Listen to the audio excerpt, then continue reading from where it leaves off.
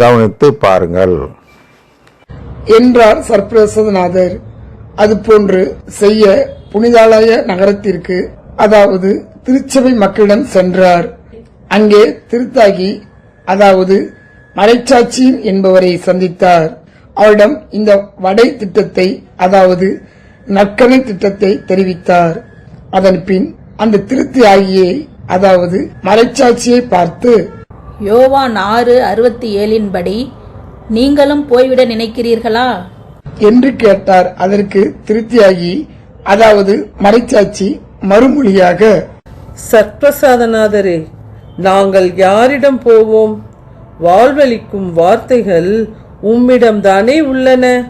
நீரே யாவேவிற்கு அர்ப்பணமானவர் என்பதை நாங்கள் அறிந்து கொண்டோம், அதை நம்புகிறோம் என்றார்.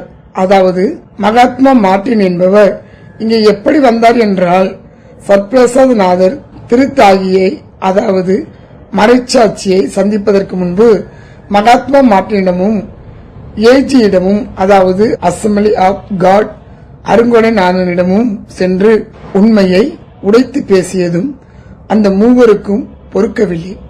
என்ன பொறுக்கவில்லை என்றால், உறவுக்காரர்களாகவும், அதாவது உருவ வழிபாடு செய்யாதவர்களாகவும், ஜாதிக்காரர்களாகவும், அதாவது திருவிவிலியத்தை கடைபிடிப்பவர்களாகவும் நாங்கள் இருக்கும் பொழுது எங்களுக்கு அவருடைய சொத்தை கொடுக்காமல் தகுதியற்றவர்களுக்கு, அதாவது சிலுவழிபாடு செய்பவர்கள், திருவிவிலியத்தை வாசிக்காதவர்களுக்கெல்லாம் தன் சொத்தை யாவே எஜமான் கொடுக்கிறார்.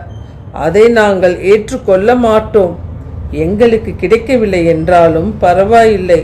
தகுதியற்றவர்களுக்கு, அதாவது சிலுவழிபாடு செய்பவர்களுக்கும் வாசிக்காதவர்களுக்கும் கிடைப்பதை நாங்கள் எப்படியாவது தடுத்து விடுவோம். அதனால் சர்ப்பிரசாதநாதரே, வாருங்கள், நாங்களும் உங்களோடு வருகிறோம் என்று கூறி திருச்சபையோடு சேர்ந்து திருத்தியாகியை பார்க்க அங்கே வந்தார். அப்போது திருத்தியாகியை பார்த்து மகாத்மா மார்ட்டின் சொன்னதாவது, நம்பாதே திருத்தியாகி, அதாவது மறைசாட்சி, சர்ப்பிரசாதநாதர் சொல்வதில் உனக்கு வாழ்வு இல்லை. நீ யாவே கொடுத்த திருமடலை, அதாவது திருவிவிலியத்தை மட்டும் நம்ப வேண்டும். அந்த திருமடலை எடுத்துப்பார். சர்ப்பிரசாதநாதர் சொல்லும் கருத்து யாவே கொடுத்த திருமடலில், அதாவது திருவிவிலியத்தில் எழுதப்படவில்லை. சர்ப்பிரசாதநாதர் எழுதிய மடலில், அதாவது சிசிசியில் மட்டுமே இருக்கிறது. அதில் சர்ப்பிரசாதநாதர் பொய் சொல்கிறார். எனவே அவரை, அதாவது திருச்சபையை நம்பாதே என்றான் மகாத்மா மார்ட்டின். அதற்கு சர்ப்பிரசாதநாதர் பதில் கூறியதாவது, இந்த மகாத்மா மார்ட்டின் என்பவர் ஒரு தப்பான கருத்தை, அதாவது தப்பறையான கருத்தை பரப்பி யாரும் யாவே எஜமானனை மதிக்காமல் செய்கிறான். அதாவது அவன் திருமடல் மட்டுமே போதும் என்ற ஒரு தப்பான கருத்தை, அதாவது தப்பறையான கருத்தை பரப்பி உங்களை எல்லாம் ஏமாற்ற பார்க்கிறான். யாவே கொடுத்த மடலில், அதாவது திருவிவிலியத்தில் எழுதப்படாதது உண்மைதான். ஆனால் ஏன் எழுதப்படவில்லை என்பதை சிந்தித்து பார்க்க வேண்டும். அது வெளிப்படையாக எழுதப்பட்டு விட்டால் யாவே எஜமானனை மதிக்காதவர்களும் மதிப்பவர்கள் போல் நடித்து வாழ்வு தரும் உணவின் விருந்துக்கு வந்துவிடுவார்கள். அதனால் அவருடைய சொத்தை அவரை மதிக்காதவர்களுக்கும் கொடுக்க நேரிடும். அதாவது தொடக்க நூல் 3:22 படி. எனவே மறைக்கப்பட்ட பொருள் இருந்தால்தான் யாவே எஜமானனை மதிப்பவர்களுக்கு மட்டும் அவர் சொத்தில் பங்கு கிடைக்கும்.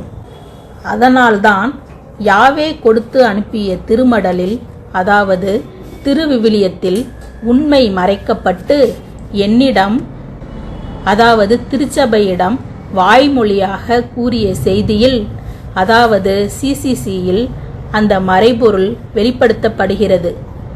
ஏனென்றால் யாவே எஜமானனை மதிப்பவர்கள் மட்டுமே இந்த சர்ப்பிரசாத நாதராகிய என் வார்த்தையை நம்புவார்கள். எனவே என்னை, அதாவது திருச்சபையை நம்பாதவர்கள் எஜமானனை மதிக்காதவர்கள் ஆவார்கள் என்றார் சர்ப்பிரசாதநாதர். அதை கேட்டதும் திருத்தியாகி, அதாவது மறைச்சாட்சி, நான் மறைப்பொருளாக எதை சொல்கிறேன் என்றால், யாவே எஜமான் கொடுக்கும் பகிர்வு விருந்தில், அதாவது திருப்பலியில் பங்கெடுப்பவர்கள் என்ன செய்ய வேண்டும் என்றால், அவர் கொடுக்கக்கூடிய வடையை, அதாவது நற்கருணையை பிட்டு வாழ்வுதரும் உணவு என்று நம்பி புசிக்க வேண்டும்.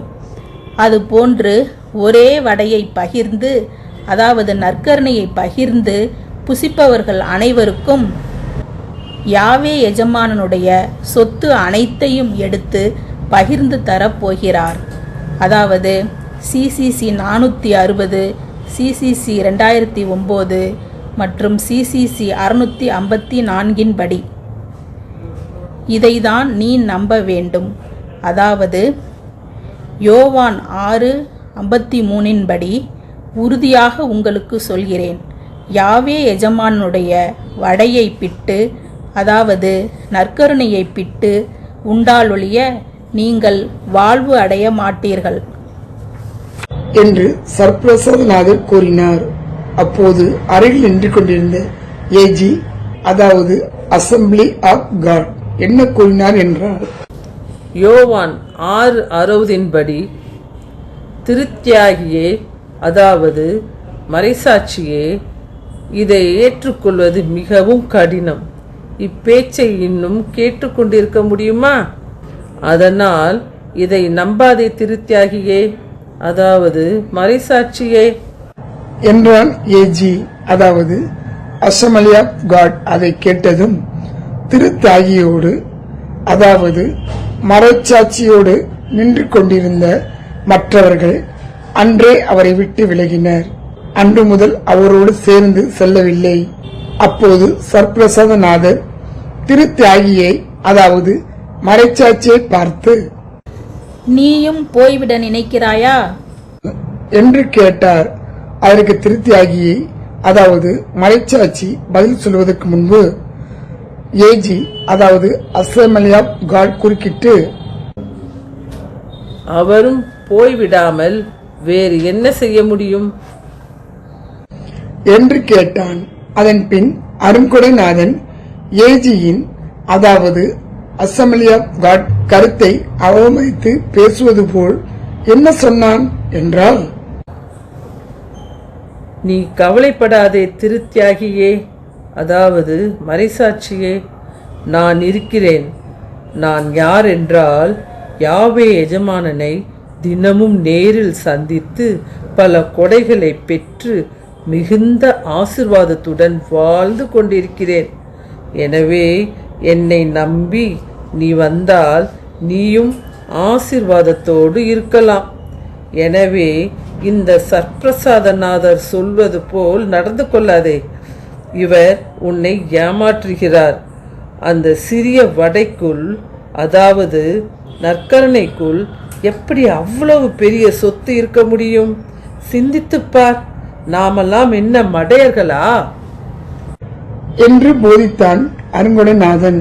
உடனே திருத்தியாகி, அதாவது மறைச்சாட்சி, கவனிக்கவில்லை என்றால் அடுத்த நிகழ்ச்சியிலும் தொடர்ந்து பார்க்கும் பொழுது கவனித்து பாருங்கள். இனி அடுத்த நிகழ்ச்சி நாளை பார்ப்போம். தொடர்ந்து